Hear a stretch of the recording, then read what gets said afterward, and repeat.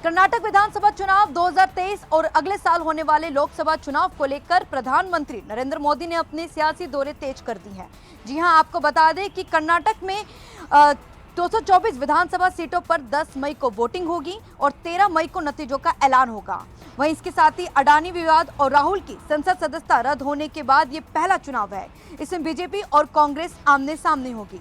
कांग्रेस अब तक 166 उम्मीदवारों का ऐलान कर चुकी है, लेकिन बीजेपी ने अभी तक अपनी कोई लिस्ट जारी नहीं की है, जिसको लेकर बीजेपी अध्यक्ष जेपी नड्डा के आवास पर बैठक हुई, जहां बैठक में प्रत्याशियों के नाम का ऐलान किया गया, प्रत्याशियों के नाम फाइनल किए गए। वहीं अब जल्द ही बीजेपी भी अपनी पहली लिस्ट जारी करेगी। झांसी के 2 दिवसीय दौरे पर डिप्टी सीएम ब्रजेश पाठक आज झांसी पहुंचे, जहां उन्होंने अधिवक्ता चैम्बर का उद्घाटन किया है और कुछ ही समय बाद वो यहाँ से सिद्धेश्वर मंदिर जाएंगे। वहाँ पर जो कार्यकर्ता है और मतदाता सम्मेलन पर में जो बैठक है उसको संबोधित करेंगे। इसके बाद वो सीधे विकास भवन सभागार पहुँचेंगे। वहाँ पर एक जो जन कल्याणकारी योजनाएं चल रही हैं उनका भी जाकर स्थलीय निरीक्षण और जानकारी लेंगे। वहीं आपको बता दें कि 2 दिवसीय दौरे के दौरान वो उनका रात्रि विश्राम झांसी में ही है और कल सुबह वह जालौन के लिए रवाना हो जाएंगे। अगर हम देश की राजनीति की बात करें तो भारतीय जनता पार्टी की राजनीति कहीं न कहीं हिंदुओं को टारगेट करके चलती है। वहीं अगर मुसलमान और भारतीय जनता पार्टी की बात करें तो दोनों राजनीति के अलग अलग छोर दिखाई देते हैं। भारतीय जनता पार्टी ने इसको नाम दिया संकोच। संकोच की वजह यह है कि बीजेपी का कहना है कि मुसलमान लगातार भारतीय जनता पार्टी के साथ जुड़ना चाहता है, लेकिन यह संकोच ही है कि वो भारतीय जनता पार्टी के साथ नहीं आ सका, क्योंकि कांग्रेस शासनकाल में इतनी सारी बातें भारतीय जनता पार्टी के खिलाफ उसके मन में भरी गई, जिससे कि आज वो भारतीय जनता पार्टी के साथ खुले मन से आने के लिए संकोच कर रहा है।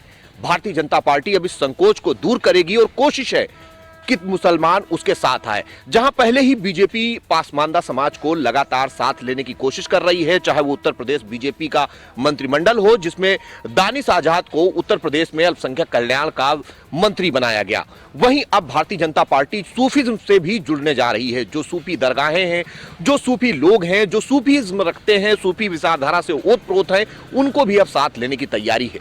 दरअसल ये सारी तैयारी 2024 के लोकसभा चुनाव को लेकर है, जिसमें बीजेपी की कोशिश है कि 2024 के लोकसभा चुनाव में 2014 और 2019 जैसी परफॉर्मेंस आए। उत्तर प्रदेश परिवहन विभाग एक बड़ी पहल करने के लिए जा रहा है, यानी कि इस पहल के अंतर्गत उन शिक्षकों को सम्मान किया जाएगा जो पुरस्कृत किए गए सम्मान शिक्षक हैं। उन शिक्षकों को फ्री में यात्रा कराएगा, यानी कि वो यात्रा इस वजह से कर सकेंगे कि अगर वो कहीं से राष्ट्रीय या यूपी स्तर पे अगर पुरस्कार प्राप्त कर चुके हैं, उन अध्यापकों और शिक्षकों के लिए एक हफ्ते के अंदर पूरी रिपोर्ट जो है वो देनी होगी, यानी कि अपने ही पोर्टल पे जा करके उन्हें पूरा विवरण जो है उसमें देना होगा, जिसके बाद से वो यात्रा फ्री में कर सकते हैं। यानी कि उत्तर प्रदेश में लगभग 4000 किलोमीटर की यात्रा जो है एक वर्ष में वो कर सकते हैं। इसको लेकर के एक बड़ी पहल मानी जा रही है, क्योंकि जो सम्मानित शिक्षक हैं उनके लिए ये सबसे ज्यादा सुलभ होने वाला है। यानी कि परिवहन विभाग की तरफ से इस यात्रा का कितना लाभ मिलेगा उन शिक्षकों को जो पुरस्कृत हुए शिक्षक हैं। फर्रुखाबाद बसपा नेता के भाई व उनके साथी की आज 2,21,92,500 रुपए की डीएम के आदेश के बाद जमीन को कुर्क किया गया। डीएम के आदेश पर ढोल बजाकर भारी पुलिस बल के साथ वहां पे कर्मचारी व नायब तहसीलदार पहुंचे। वहीं बसपा नेता डॉक्टर अनुपम दुबे के भाई अनुराग दुबे डब्बन व राशिद कुरैशी की संपत्ति को प्रशासन ने आज कुर्क कर लिया। वहीं जिलाधिकारी ने बताया कि न्यायालय के आदेश पर आज 14 एक्ट के तहत कुर्की का आदेश दिया गया है। आज फिर एक बार समाजवादी पार्टी सवालों को घेरे में घिरती नजर आ रही है। समाजवादी पार्टी ने आज हरदोई का जिला अध्यक्ष घोषित कर दिया है। वो भी जिला अध्यक्ष जिसको घोषित किया है वो हिस्ट्री सीटर का आरोपी है। यही नहीं, उस पर 28 मामले दर्ज है। जी हाँ, हरदोई में जो जिला अध्यक्ष घोषित किया गया है समाजवादी पार्टी द्वारा, वह वीरे यादव, उस पर 28 मुकदमे दर्ज हैं और हिस्ट्री सीटर भी खुली हुई है। यही नहीं, वीरे यादव हत्या जैसे जघन्य मामलों में आरोपी है। ऐसे में जिला अध्यक्ष घोषित होने के बाद भारतीय जनता पार्टी के पदाधिकारियों ने तंज कसा है। समाजवादी अपराधों की पार्टी है, इस तरीके से भारतीय जनता पार्टी के लोगों ने तंज कसा है। आज उमेश पाल हत्याकांड के बाद अतीक अहमद की बेगम शाइस्ता परवीन की मुश्किलें और बढ़ गई हैं। प्रयागराज पुलिस ने 25,000 की इनामी शाइस्ता परवीन की अब इनाम राशि 25 से बढ़ाकर 50 कर दी। जिस तरीके से दिन दहाड़े उमेश पाल की हत्या हुई है प्रयागराज के धूमनगंज इलाके में, शाइस्ता परवीन उस मुख्य कड़ी में शामिल हो गई हैं जिसमें ये शूटर शामिल थे। सूत्रों की माने तो प्रयागराज पुलिस का कहना है कि शाइस्ता परवीन की भी भूमिका उतनी ही इस पूरे मामले में जितनी और शूटर्स की है। फिलहाल शाइस्ता परवीन पुलिस की गिरफ्त से दूर है। लगातार पुलिस और एसटीएफ की टीम छापेमारी कर रही है उनकी धरपकड़ के लिए, और पुलिस का दावा है कि जल्द ही शाइस्ता परवीन समेत और भी जो शूटर है वो जल्द ही पुलिस की गिरफ्त में होंगे। भारत में एक बार फिर बढ़ते हुए कोरोना केसेस ने डरा कर रख दिया है। देश भर में पिछले 24 घंटे में 6155 कोरोना के नए केसेस सामने आए हैं। इसके साथ ही पूरे देश की अगर हम बात करें तो अभी फिलहाल एक्टिव केसों की संख्या 31,194 हो गई है। स्वास्थ्य मंत्रालय लगातार इस पर नजर बनाए हुए है कि किस तरीके से बढ़ते हुए कोरोना के केसेस पर कंट्रोल पाया जा सके। इसी कड़ी में कल स्वास्थ्य मंत्रालय ने तमाम स्वास्थ्य राज्य मंत्रियों और स्वास्थ्य के सचिवों के साथ एक बैठक की थी। इस दौरान केंद्रीय स्वास्थ्य मंत्री मनसुख मांडविया के साथ केंद्रीय स्वास्थ्य के सचिव राजेश भूषण के अलावा तमाम राज्यों के स्वास्थ्य से जुड़े हुए अधिकारी और स्वास्थ्य से राज्य मंत्री मौजूद थे। इस दौरान ये तय किया गया कि 10 और 11 अप्रैल को आगामी मॉक ड्रिल किया जाएगा और देखा जाएगा कि अभी उन राज्यों में क्या कुछ कोरोना की स्थिति है और खासतौर पे कोरोना से निपटने के लिए कितने बेड्स है, कोरोना वार्ड में ऑक्सीजन की क्या कुछ व्यवस्थाएं की गई है। अगर कहीं या किसी राज्य में ऑक्सीजन की व्यवस्था कम होती है या किसी भी तरीके से दिक्कतों का सामना करना पड़ता है तो उसको सीधे तौर पे राज्य सरकार केंद्र सरकार को सूचित करेगी और केंद्र सरकार उस तरीके से व्यवस्थाएं बनाएगी। उत्तर प्रदेश में कोरोना की दस्तक देते ही एक बार फिर कोरोना मामलों में इजाफा हो रहा है और दिन प्रतिदिन जो एक्टिव केस है वो बढ़ते जा रहे हैं। अगर बीते 24 घंटे की बात की जाए तो उत्तर प्रदेश में 232 नए कोरोना केस दर्ज हुए हैं। वहीं अगर टोटल एक्टिव केसेस की बात की जाए तो 1074 केस हैं। वहीं अगर आपको बता दें कि जो जितने भी स्वास्थ्य विभाग ने निर्देश जारी किया है कि जितने भी कोरोना टेस्ट हैं उनकी संख्या में इजाफा किया जाए, ज़्यादा से ज़्यादा कोरोना की टेस्टिंग हो। इसके अलावा जितने भी ओपीडी में बुखार और सर्दी जुकाम के मरीज हैं उनका कोरोना टेस्ट करवाया जाएगा। और खास करके जो 3 लखनऊ की बात करी जाए राजधानी की तो 3 अस्पताल है, पीजीआई है, लोक बंधु है और ये 2-3 अस्पताल ऐसे हैं जहां पर कोरोना एक्टिव मरीज भर्ती कराए गए हैं। और एक्टिव केस में 3 ऐसे केस हैं जिनकी हालत गंभीर है और उनको भर्ती भी कराया गया है। बहराइच के थाना कैसरगंज क्षेत्र के बुढ़ैया नंबर 3 में लगी भीषण आग में 3 दर्जन से अधिक मकान जलकर राख हो गए हैं। लोगों के पास न पहनने को कपड़े बचे हैं, न घर में खाने को अनाज। ऐसी स्थिति में अग्नि पीड़ितों के सामने प्रशासन की मदद के अलावा कोई चारा नहीं है। जिलाधिकारी डॉक्टर दिनेश चंद, पुलिस अधीक्षक प्रशांत वर्मा ने अग्नि पीड़ित गांव पहुंचकर अग्नि पीड़ितों के आंसू पोंछने के प्रयास किए हैं। उन्होंने अग्नि पीड़ितों को कंबल, तिरपाल और खाद्यान्न सामग्री उपलब्ध कराई है। जिलाधिकारी डॉक्टर दिनेश चंद ने बताया कि मुख्यमंत्री योगी आदित्यनाथ के स्पष्ट आदेश है कि आपदा पीड़ितों को तत्काल राहत उपलब्ध कराई जाए। जिस क्रम में आज पूरी प्रशासन की पूरी टीम गुड़ैया नंबर 3 पहुंची है, जहां उन्होंने अग्नि पीड़ितों को खाद्यान्न, तिरपाल और कंबल उपलब्ध कराया है। साथ ही क्षति का आंकलन कराया जा रहा है और अग्नि पीड़ितों को हर संभव मदद उपलब्ध कराई जाएगी। अधिकारी डॉक्टर दिनेश चंद ने बताया कि जिन अग्नि पीड़ितों के पास रहने का कोई दूसरा ठिकाना नहीं है, उन अग्नि पीड़ितों को मुख्यमंत्री आवास योजना से आच्छादित किया जाएगा और उन्हें मुख्यमंत्री आवास योजना के तहत आवास उपलब्ध कराया जाएगा। कुशीनगर एक्सप्रेस में पथराव करने वाले 3 आरोपियों को गिरफ्तार कर लिया गया है। तीनों ही आरोपी नाबालिग हैं। उन्होंने पूछताछ में बताया कि यात्रियों से खान पान सामग्री न खरीदने को लेकर विवाद हो गया था, जिसके बाद तीनों आरोपी व उनके साथियों ने पथराव किया था ट्रेन में, जिसको लेकर के यात्री चुटैल भी हुए थे। इस पूरी घटना को जब अधिकारियों ने संज्ञान लिया और पथराव करने वाले आरोपियों की गिरफ्तारी के आदेश में, उसके बाद जीएमसी प्रभारी सुरुचि शर्मा व उनकी टीम ने लगातार छापेमारी कर 3 आरोपियों को जो पत्थरबाजी कर रहे थे उन्हें गिरफ्तार कर लिया है।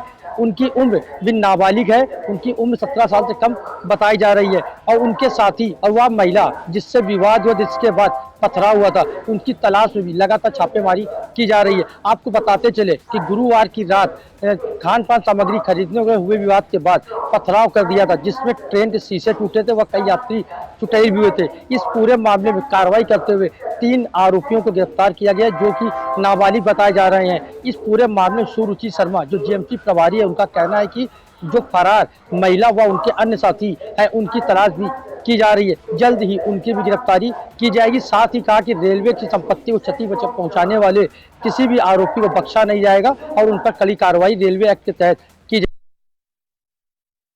आदमपुर थाना क्षेत्र के चंदन कोटे से एक तांत्रिक एक लड़की को लेकर फरार हो गया है। इस पूरे मामले में लड़की के पिता की तहरीर पर पुलिस ने मुकदमा दर्ज कर लिया है। लड़की के पिता का आरोप है कि तांत्रिक इससे पहले भी लड़कियों को लेकर जा चुका है।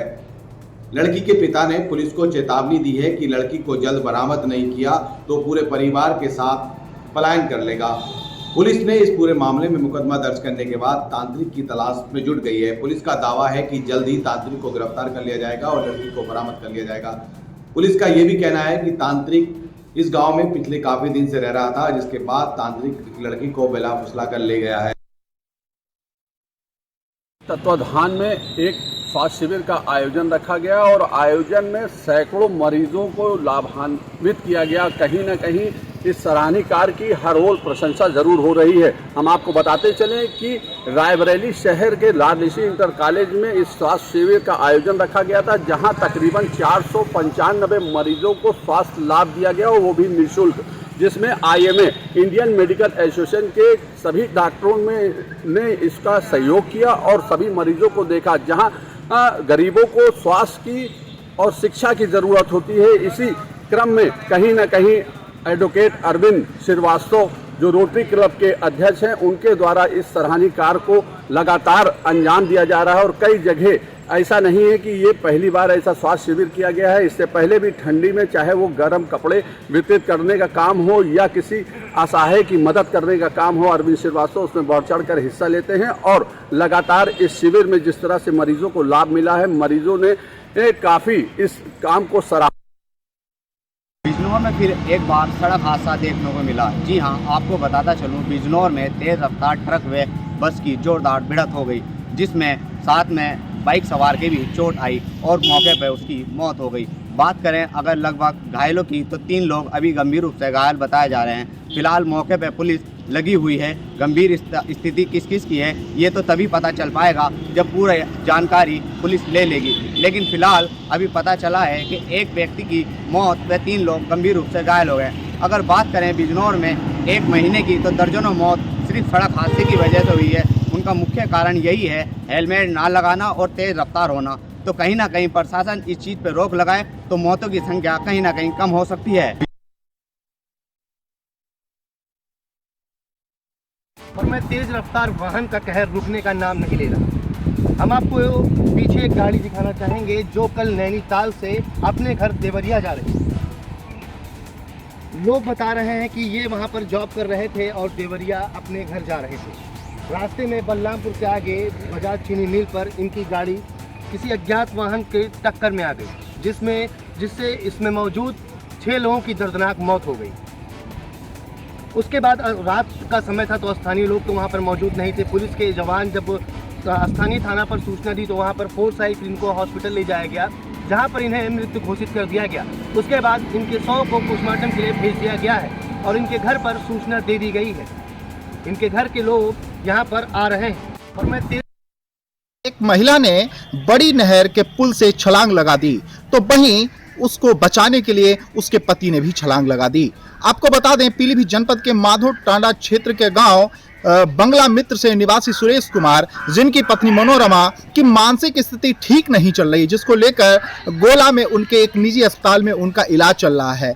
आज जब वो अपनी पत्नी मनोरमा को लेकर के दवाई लेने जा रहे तो जैसे ही उनकी बाइक पूरनपुर हाईवे हरदोई नहर ब्रांच के पुल पर पहुंची कि वहां बीच में पहुंचते ही उनकी वाइफ, उनकी पत्नी मोटरसाइकिल से नीचे उतरी और पुल के नीचे छलांग लगा दी। जैसे ही छलांग लगाई तो पति को कुछ समझ नहीं आया, उसने भी पीछे से उसको बचाने के लिए छलांग लगा दी। इन दोनों के छलांग लगाते ही वहां मौके से कुछ दूरी पर खड़ी 112 नंबर पुलिस तत्काल भागकर मौके पर पहुंची, बचाने के प्रयास के लिए जद्दोजहद शुरू की। तो वहीं पति ने पत्नी को जैसे तैसे निकाला और उसको एम्बुलेंस से सामुदायिक स्वास्थ्य केंद्र लेकर आए, जहां उसका ट्रीटमेंट हुआ और उसके बाद उसको घर भेज दिया गया। वहीं महिला के छलांग लगाने का कारण मानसिक स्थिति ठीक होना भी नहीं बताया जा रहा है कि मानसिक स्थिति ठीक नहीं है, और वहीं दूसरी ओर इलाज से परेशान होकर भी ऐसा कदम उठाने की बात कही जा रही है। जिस तरह से प्रदेश सरकार लगातार मवेशियों को लेकर के, छुट्टा जानवरों को लेकर के प्रयासरत है और निर्देशित किया है कि छुट्टा जानवरों को एकत्रित करके उन्हें गौशाला पहुंचाया जाए, वहीं आए दिन अमेठी में छुट्टा जानवर सड़कों पर देखने को मिलते हैं और लगातार आते जाते हुए लोग चुटैल भी हुआ करते हैं। वहीं आज एक वीडियो वायरल हो रहा है जिसमें, जो कि अमेठी बस स्टॉप का बताया जा रहा है, जिसमें दो मवेशी, दो सांड जो है आपस में घंटों लड़ते रहे और आसपास के लोग उसका वीडियो बना करके वायरल कर दिए। वहीं स्थानीय लोगों ने कड़ी मशक्कत के बाद दोनों सांडों को जो है छुड़वाया और दोनों सांडों को अलग अलग करवाया, जिससे कि जो है राहगीरों को भी काफ़ी दिक्कतों का सामना करना पड़ा। लेकिन सबसे बड़ा सवाल तो ये उठता है कि जिस तरह से सरकार की मंशा है और सरकार ने निर्देशित किया है कि छुट्टा मवेशियों को एकत्रित करके गौशाला पहुंचाया जाए, तो ऐसे में जो है ये जानवर जो है, मवेशी जो है, जिस तरह से सड़कों पे घूमा करते हैं, ये जो है अमेठी प्रशासन के ऊपर एक बड़ा सवाल खड़ा करता है। जी, गाजीपुर के मदर थाना क्षेत्र के हमीरपुर बिजौरा का एक बड़ा मामला सामने आ रहा है। आपको बता दें कि मां ने अपने दोनों बच्चों को गला रेतकर हत्या कर दी। हत्या के दौरान एक बच्चा 7 साल का था, दूसरा बच्चा साल भर का था। बता दें, महिला को पुलिस ने गिरफ्तार कर उसको जेल भेज दिया गया। बागपत में 4 दिन पूर्व हुई छात्र की हत्या का पुलिस ने खुलासा कर दिया है। दरअसल मैं आपको बता दूं, यह पूरा मामला बागपत के बड़ौद कोतवाली क्षेत्र मलकपुर गांव का है, जहां पर 4 दिन पूर्व एक छात्र की हत्या कर दी गई थी। छात्र को गोली मारकर उसकी हत्या की गई थी, जिसका शव उसी के गांव के बाहर रजवाहे में मिला था। हत्या उसके छोटे भाई वंश ने की है। वंश ने पुलिस को बताया है कि उसका भाई उसे बेवजह पीटता था और गंदी हरकतें करता था। वंश ने मुजफ्फरनगर के सुपारी शूटर भगत को 1.5 लाख रुपए देकर यह हत्या कराई गई है। पुलिस ने शूटर को और उसके भाई को गिरफ्तार कर लिया गया है और पूरे मामले का खुलासा कर दिया गया है। उनके पास से 2 तमंचे और मोटरसाइकिल बरामद की गई है। बागपत के एडिशनल एसपी ने प्रेस वार्ता कर पूरे मामले की जानकारी दी है। मेरठ में दबंगों ने सरेआम ई रिक्शा चालक की ईविस चौराहे पर जमकर की पिटाई। पुलिस खड़ा तमाशा देखती रही, लेकिन ई रिक्शा चालक को बचाने के लिए पुलिस मौके तक नहीं पहुंच पाई। कैमरा चालू होने के बाद, पुलिस हरकत में आने के बाद ई रिक्शा चालक को मौके से बचाया। इतनी देर में ही दबंग मौके से फरार हो गए। लगातार देखा जाए तो मेरठ के अंदर दबंगों के हौसले बुलंद हैं और इसी तरह से सरेआम रोड पर दबंगाई दिखाने के लिए युवा इसी तरह से हरकत करते रहते हैं और जिसके बाद पुलिस कोई कार्रवाई नहीं कर पाती है। मेरठ के ईविस चौराहे का मामला है, जहां पर एक दबंगों ने मिलकर ई रिक्शा चालक की जमकर पिटाई की है और उसके बाद मौके से फरार हो गए। मेरठ उत्तर प्रदेश के जनपद हापुड़ सिटी कोतवाली के गांव अछेजा में 25 बीघे गेहूं की फसल जलकर हुई खाक। आपको बता दें कि सिटी कोतवाली क्षेत्र के गांव अछेजा में बिजली का जो है तार खेत के ऊपर जा रहा था, जो टूटकर अचानक गिर गया, जिसकी वजह से 25 बीघा गेहूं की फसल जो है जलकर खाक हो गई। हालांकि इतने जो है दमकल की गाड़ियां मौके पर पहुंचती, आग जो है 25 बीघे की गेहूं की फसल को आग ने सुहा कर दिया था। हालांकि जो किसान है उसका आरोप है कि पिछले 2 साल से लगातार बिजली विभाग की लापरवाही सामने आ रही है और शिकायतों के बावजूद भी जो बिजली के तार खेतों के ऊपर जा रहा है उसको सही नहीं किया जा रहा है और पिछले 2 बार का मुआवजा भी बिजली विभाग की तरफ से नहीं मिला है। अगर इस बार भी जो ये फसल बर्बाद हुई है इसका मुआवजा नहीं मिलता है तो जो है बिजली विभाग के दफ्तरों की तालाबंदी व चक्का जाम किया जाएगा। आगरा के थाना एतमादौला स्थित मंडी समिति के पास आज बस पलट गई। बस पलटने से कई लोग गंभीर रूप से घायल हुए। स्थानीय लोग और पुलिस की मदद से गंभीर लोगों को निजी अस्पताल में भर्ती करा दिया है और उनका इलाज जारी है। आपको बता दें, ट्रैफिक विभाग और आरटीओ की मिलीभगत के चलते आगरा में तमाम अवैध डगीमार बस संचालित हो रही हैं और कई बार शिकायत करने के बाद अभी तक उनके खिलाफ कोई भी आरटीओ विभाग ने कोई कार्रवाई नहीं की है, जिसके चलते सरकारी राजस्व को भी काफी नुकसान हो रहा है। आगरा के हमीरपुर जिले के जलालपुर थाना क्षेत्र के बंगरा गांव में बीती रात गेहूं की खड़ी फसल में अज्ञात कारणों के चलते आग लग गई। आग इतनी तेज थी कि देखते ही देखते कई बीघा खेत राख की ढेर में तब्दील हो गए। आग की लपटें उठती देख किसानों ने आग बुझाने का प्रयास किया, लेकिन जब तक कई बीघा फसल जल चुकी थी। आग लगने की सूचना पर पहुंची फायर ब्रिगेड की टीम ने कई घंटों की मशक्कत के बाद किसानों की मदद से आग पर काबू पाया। आग से लाखों रुपए का नुकसान का अनुमान लगाया जा रहा है। खेती में आग लगने के कारणों का कोई पता नहीं चल सका। फिलहाल नुकसान के आधार पर प्रशासन द्वारा पीड़ित किसानों को मुआवजा दिया जाए। उस समय एक बड़ी हादसा हो गया जब हाई टेंशन लाइन की चिंगारी से 10 बीघे फसल नाश हो गई। हालांकि इस आग को लगते ही किसानों ने भरसक प्रयास किया कि आग को बुझाया जा सके, लेकिन वो नाकाम रहे और देखते ही देखते किसानों की खड़ी फसल 10 बीघे पूरी तरीके से जलकर राख हो गई।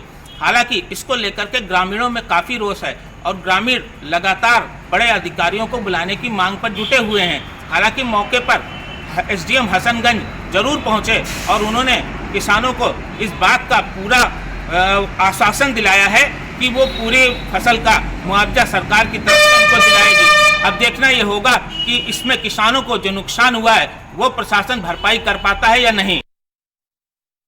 आगरा के खेरागढ़ थाना क्षेत्र में रोशन मोहल्ले में एक किसान की फसल खेत में रखी थी, जिसमें अज्ञात कारणों से आग लग गई। आग लगने के बाद में इसकी सूचना थाना खेरागढ़ और फायर विभाग को दी गई, जिसमें मौके पर ग्रामीणों ने आग पर काबू पाया। खेरागढ़ पुलिस और फायर विभाग की टीम भी मौके पर पहुंची, जिसने आग पर काबू पाया, जिसमें 4 बीघा की फसल जलकर राख हुई किसान की। आगे देखते हैं कि इन कारणों में किस कारणों से आग लगी है। आगरा के देहरादून से चक्राता जाते वक्त स्विफ्ट कार खाई में गिरी और 3 लोगों की मौके पर ही मौत हो गई। दरअसल कुल 4 लोग कार स्विफ्ट में सवार होकर चक्राता की ओर जा रहे थे, जो कि गाजियाबाद के निवासी थे। मौत के कारणों का अभी पुलिस पता लगा रही है, परंतु प्रथम दृष्टया गाड़ी पर नियंत्रण खोना मौत की अहम वजह मानी जा रही है। 3 शवों को बरामद कर लिया गया है, जबकि घायल व्यक्ति को इलाज के लिए अस्पताल भेजा गया है। उसकी भी हालत नाजुक बताई जा रही है।